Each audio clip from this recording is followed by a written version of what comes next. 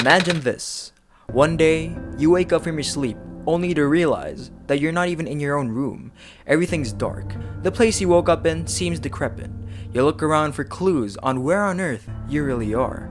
But then, you see a desktop computer light up by your bedside, and you'll have to prepare yourself for a quest. A quest to save the world. But keep in mind that you only have one shot.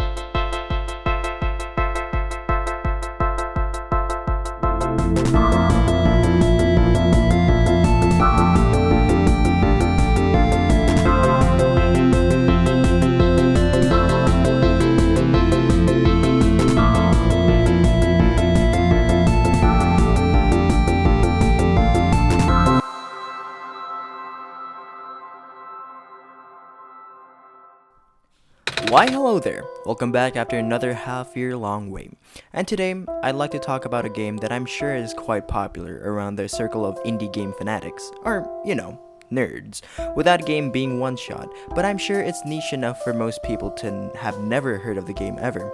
As a matter of fact, I hadn't known about the game prior to my first video essays while asking for soundtrack suggestions, to which one of you recommended the game.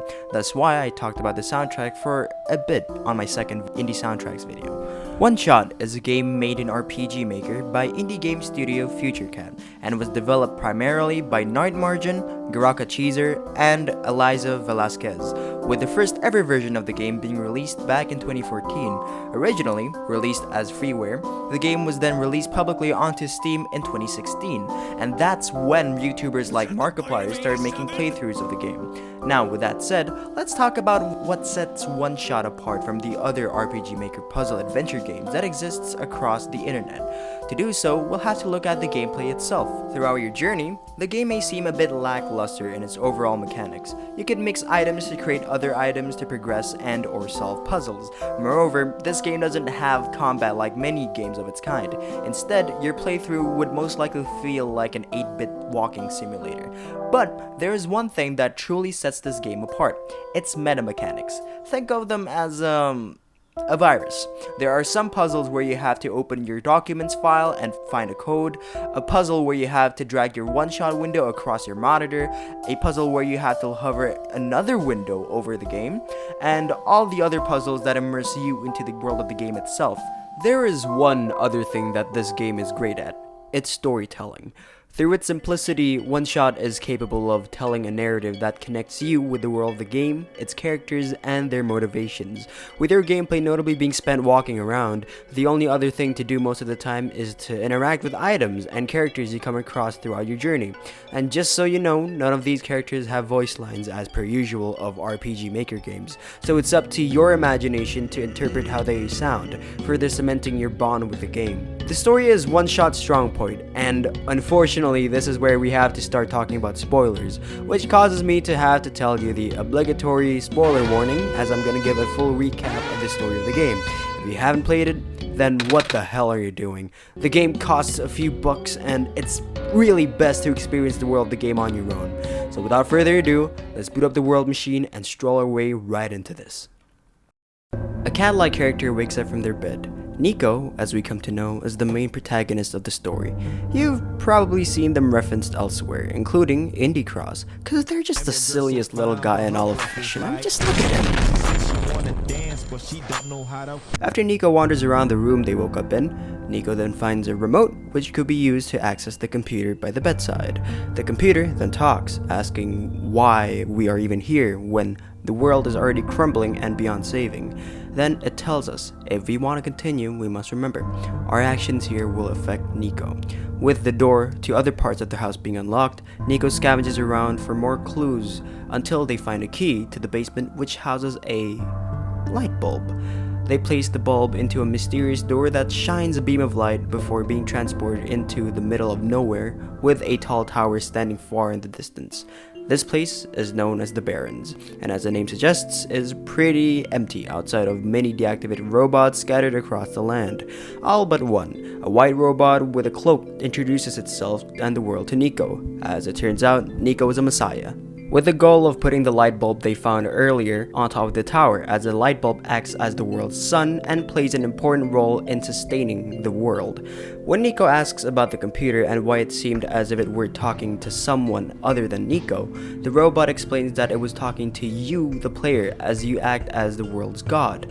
That's a responsibility I never thought I'd have. After you both duel back and forth for a bit, you continue exploring.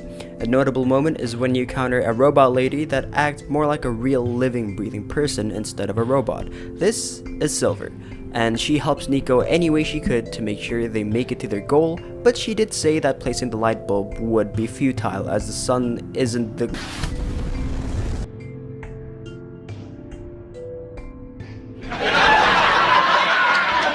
Niko then finds a way to turn on the generator at the outpost and activates all the electronics in the Barrens. With it, a computer just outside of the generator room tells the player a code that you would need to access a box you found earlier while scavenging around the region. Backtracking. The entity tells you to check your documents folder on your actual computer.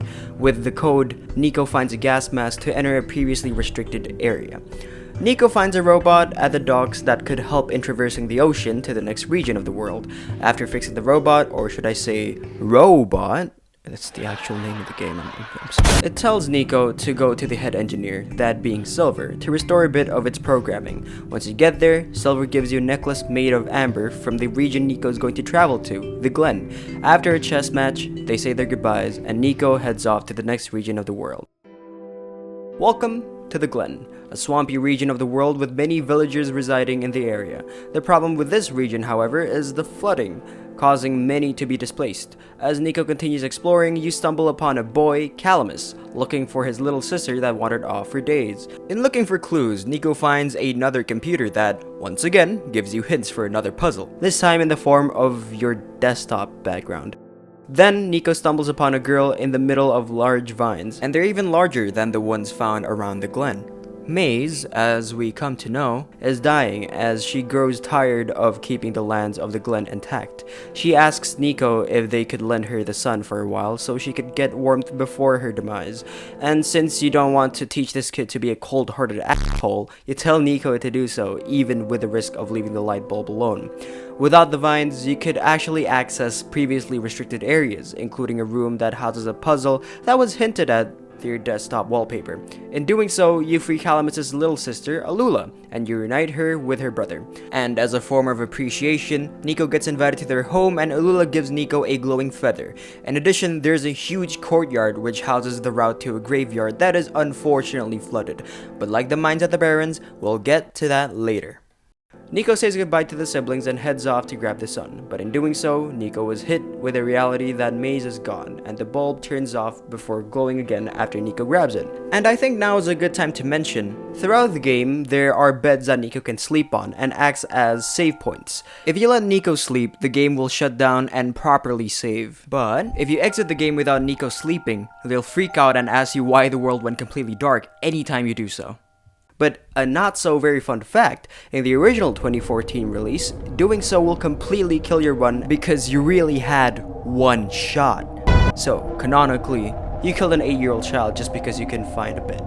Anyways, every time Niko sleeps, they dream of their life before entering this current world. Sometimes about their village's wheat fields, and sometimes about their mom making them pancakes. These dreams explain the fact that Niko comes from a parallel world to ours instead of some sort of fictitious fantasy realm. A lot of the time, Niko asks questions about your life, and I think that develops your bond with this silly little fella, which is really sweet.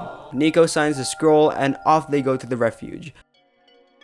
The refuge is the last region of the world before entering the tower. Niko, while exploring, finds a guy who we come to know as Mr. Lamplighter. He's trying to fix the elevator to go to the surface. When exploring further, Niko finds another computer that tells you to drag the game outside of your monitor and pulling it back in, and you guessed it, another code. Searching around, Niko finds a mysterious door but can't really figure out what to do with it. But once again, we'll go back to that later. While looking for ways to fix the elevator, Niko finds a room with a working Roomba, and we've reached the best part of the game, Niko on a Roomba. Niko makes a makeshift button and reactivates the elevator with a code that was given to you by the entity in the computers. An actual fun fact, there's a side quest that you could do here. When Maze died, she left a kernel for Niko to use to access a restricted area that houses a garden, where Niko could plant Maze's kernel. By collecting dirt and water, and later on some sort of magical water pill, you'd get an achievement and unlock extra content. Finding themselves on the surface, Niko and the lamplighter split up, with Niko trying to find a way to get to the library to maybe search for answers regarding a strange journal that they found earlier in the Barrens. Niko meets Kip Silverpoint, a lead researcher and scientist in the world whom has a striking resemblance to Silver, and yeah, that wasn't a coincidence either, as she was the one who created her. The reason why Silver acts more like a human and not a robot is because she is tamed, a term that was thrown around by other robots and characters, but you nor Niko really understand what that word even means.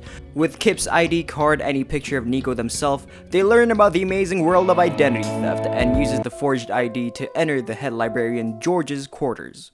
She helps Niko in translating the mysterious journal and tells Niko to get a good sleep.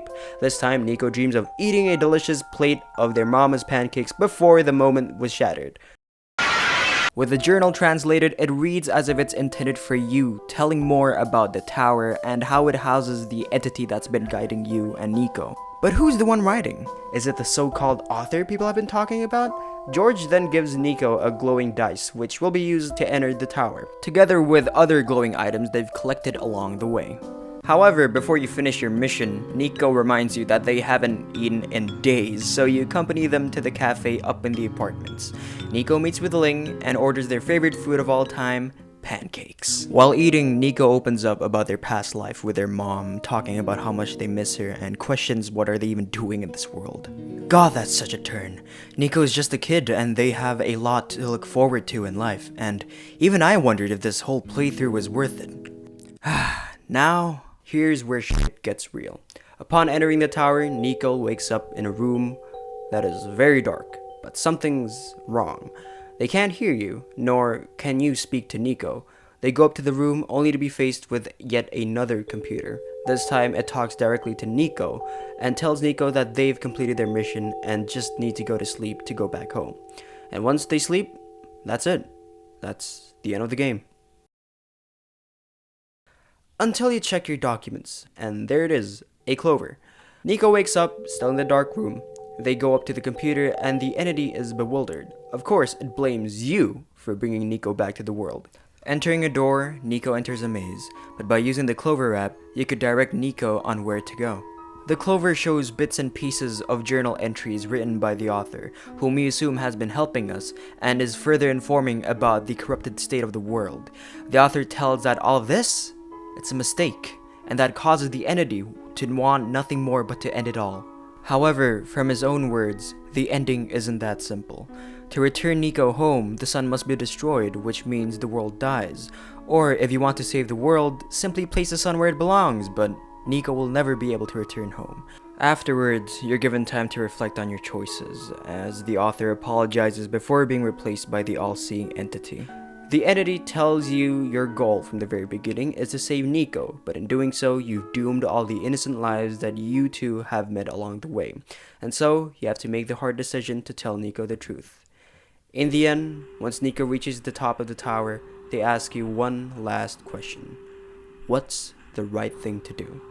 As the game tells you from the very beginning, your actions will have consequences towards Niko or even the world. You really want to save everybody because, well, that's the right thing to do. That's what heroes would do, sacrificing themselves for the greater good. While Niko won't be able to return home, at least they'll be praised as a hero, and there are people like Alula, Kip, Ling. It's selfless. It's correct. But how much of this world really matters? I've pointed out that Niko came from a real world, as real as the one we live in, with its flaws and all of that. While, yes, Niko is the protagonist, so to speak, they're not just a character, but a living person with motivations. And most importantly, Niko's just a child, probably with loving friends and a loving family. Maybe the entity was right about the world being a bad dream, like a video game. So if Niko destroys the sun and the world ends, does it really matter? This is a true dilemma that was brought up by the game, and I think its simple approach is fantastic, and you could really feel the weight of either saving lives in a virtual plane or saving the life of a single child. It really makes you question the consequences of your actions. But let's get back to Niko. What's the right thing to do? I destroyed the sun. I'm bringing you hope. The world shakes, and Niko finds himself in a dark room Bird? with a light coming out in front of them. You say your goodbyes, Niko thanks us for being with them for the duration of the journey, and leaves the game. Oh! That's a good character. Oh, what the? He just walks out. He just walks out of the Just walks out. For the last time, we get a glimpse of the world shutting down.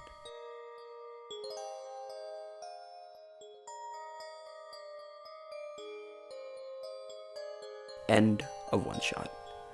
I have seen what happens if you restore the sun, where the world is shown to be bright and alive, but you never really know what happened to Niko, and I have to say, none of these endings feel complete, and there isn't any fanfare to them either, and the worst part, you couldn't replay the game. So, that's it. Until you notice something. When you reopen the My Games folder, you'll be met with the save file. Delete it, and you'll be able to play the game again from the very beginning. Let's do this.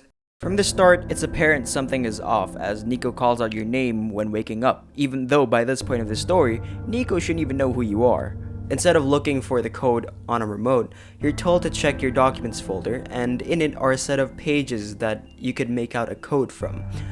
And that code being Solstice.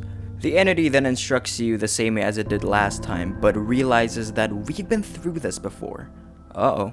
We continue the playthrough normally up until Niko meets up with ProfitBot, where Niko asks why they call out your name when first waking up. And in a nutshell, Niko is experiencing deja vu.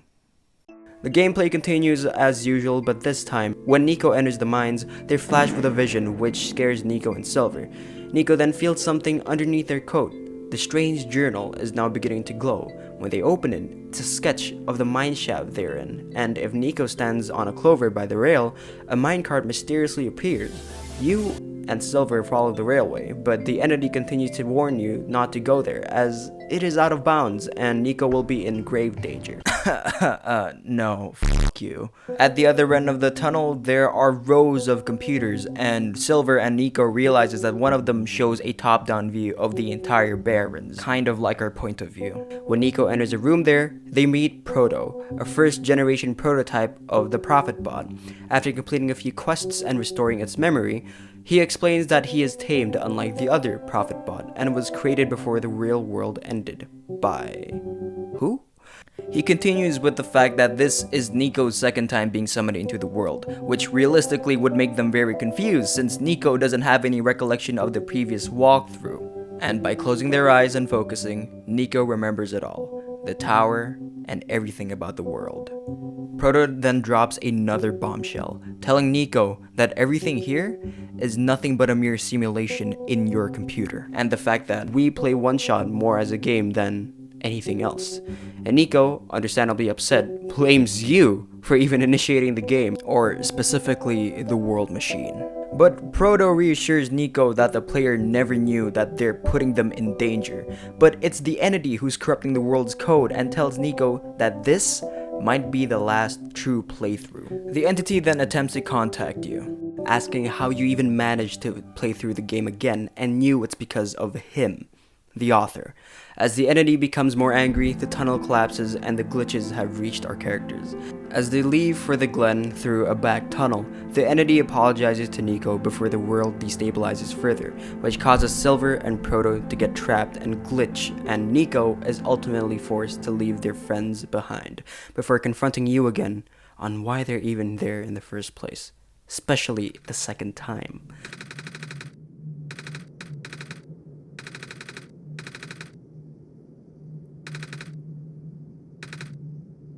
and ultimately realizes that there is nowhere else to go but forward. Alone and afraid. After a seemingly endless tunnel, Niko hops off at the glen and tells you that they remember the ending you chose, where I personally made Niko destroy the sun and return home. But now it doesn't really matter. In the glen, you see that the corruption is taking over as most of the doorways are blocked off. So Niko runs to meet Maze, who's still alive and this time is willing to sacrifice herself to save the people of her land. And when Niko goes over to Calamus and Alula, they tell Niko to go to the courtyard as their home has been consumed by the glitching squares. And there, Niko goes to the tunnel that will lead to the graveyard, and Niko's journal begins to glow once again, with a similar puzzle. So as Niko stands on top of a clover, a boat mysteriously appears, just like the minecart at the Barrens. Afterwards, they travel to the graveyard with the children visiting their mom's grave. And Niko, while exploring the graveyard, meets a boy named Cedric. Someone proto-said to Niko to meet once they reach the glen. Cedric brought a plane, or a flying machine, invented by his father to pick Niko up and bring them to the refuge. Unfortunately, the engine broke, so Niko sets out to find the necessary materials and tools to fix it. But due to the flooding being worse than the last time you or Niko were there, they ask a favor to Maze to maybe grow her vines to accommodate Niko in crossing the bridges. So she tells Niko that she might have to use the last of her strength, and when she does, she ceases to exist, dying in the process.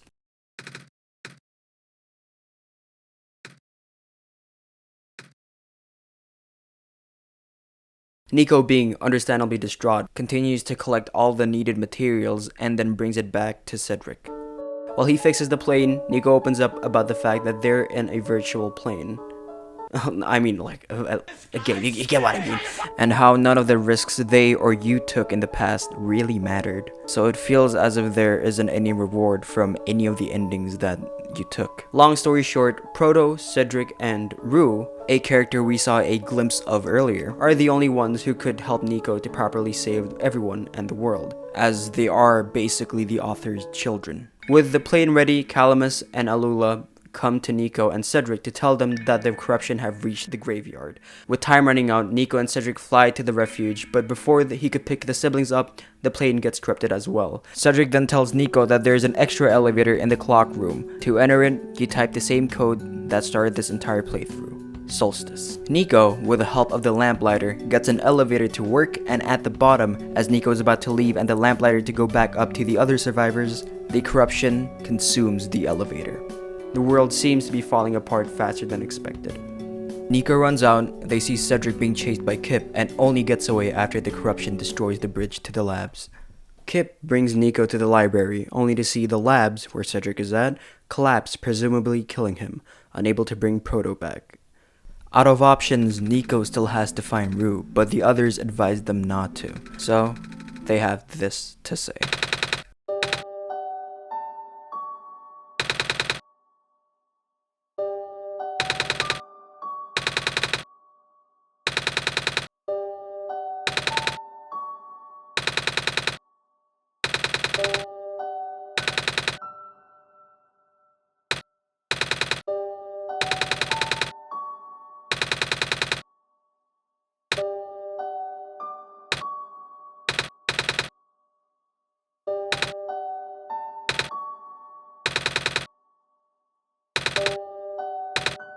God damn it, Niko. After being let go, Niko tries to find Rue at the same place they found her the first time around, the alleyway. And when they reach the tower, Niko tells her about what happened to the others, and yeah, that's their only hope. The two talk at the catwalks, reflecting on their past decisions. And Rue tells Niko that the world machine, or the entity, never wanted to hurt them. It just struggles to run the world, hence all the corruption. With Niko being a real person in a simulation, its code deteriorates further every single time OneShot is initiated. This whole world was created by the author due to the old world ending and the real Messiah not being born yet to save the world. Hence, the author created a simulation with NPCs that are completely conscious, like real people. But Rue does not suggest taming the world machine and finally tells Niko that taming is to treat a machine like a living, breathing person. That's why you see a lot of robots that act more as people, because they are tamed. With the catwalks being corrupted, there's nowhere else to go but back inside the tower. And then, guess who survived? Which means they could finally finish their mission. You complete a puzzle by putting each of the 3 characters' files in their respective portals onto the big portal folder, and by doing so, the doors at the tower opens. And there it is, the world machine, in front of pages of research made by the author. And there is nowhere else for Niko to go but forward. As Niko enters the void, they pass through different stages across OneShot, fully breaking the 4th wall. Arrows and glitches lead Niko to a mirror, trapping them. And then,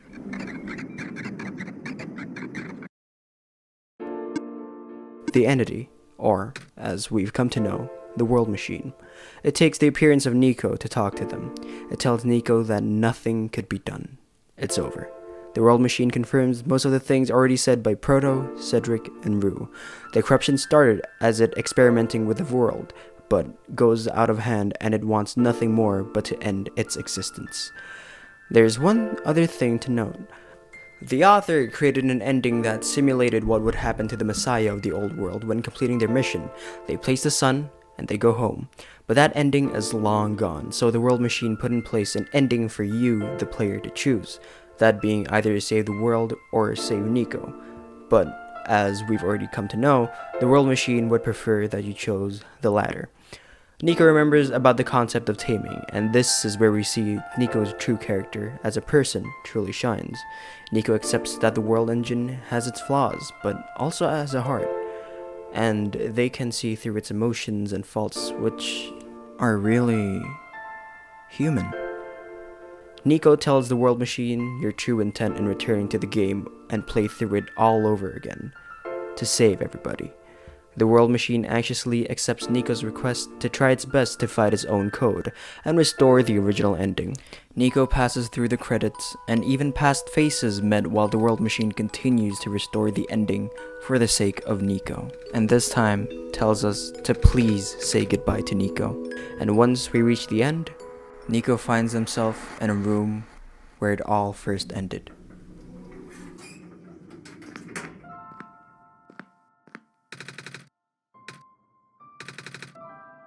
And this time does not hesitate to place the sun where it belongs. And now, you're back at the place where it all began.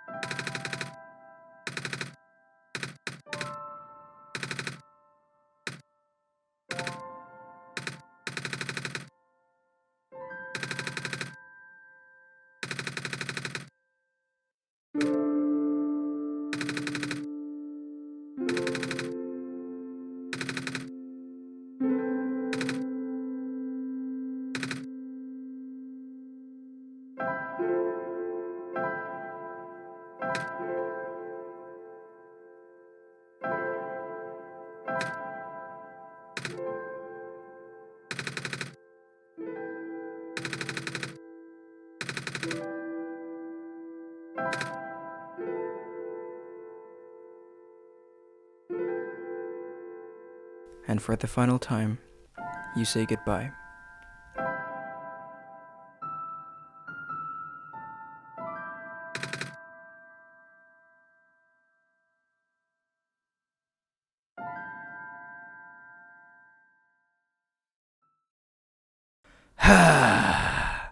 And that, ladies and gentlemen, is OneShot. and I cannot tell you how emotional it gets when you play through the game for the first time. As I've said, the story of this game is incredibly well written, and I don't think there could be a better way to end it. If you try to play the game again, instead of playing as Niko, you would actually play as the reflection of them created by the World Machine. And you might have noticed that some of the footage I used has Niko being shaded a tad bit grayer than usual, since that was recorded post-Solstice.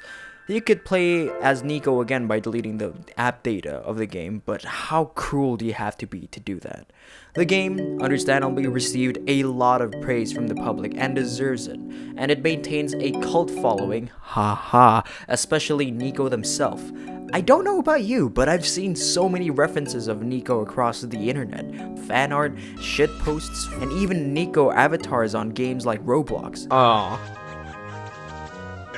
Niko truly is one silly fella. There haven't been any official sequels released by FutureCat, but there was a little special episode for the 10th anniversary of OneShot released last year. But if you're talking about fan-made sequels, there are a ton of them. Some fun, some dreadful, and some wholesome. My personal favorite of the bunch would be OneShot Frosttide, where Niko returns to the world to bring gifts to their friends, but you gotta play that one on your own. OneShot has a great story, and like games of its kind, is accompanied by a great soundtrack, so give the OSTs of the original OneShot and the Solstice DLC a listen. There's also this really cool concept album by Sarain about the 2 original endings of the game, and it's a fantastic listen too, so please give it a go, it's right up my alley. And if it isn't obvious yet, I freaking love OneShot. And maybe I'll play some more games that are similar to it, and if you have any suggestions, then comment down below. And if you want to learn more of the game even after finishing it all the way, then there are countless of other great videos of people analyzing the game's lore, mechanics, etc, etc. So please support the game's community any way you can. And if you have a friend who has not played it, then tell them to play the game completely blind, and they will experience the peakest peak that has ever peaked. And yeah, that'll be all for this video, and I hope you all have a great rest of your day. See you all really soon. Hopefully.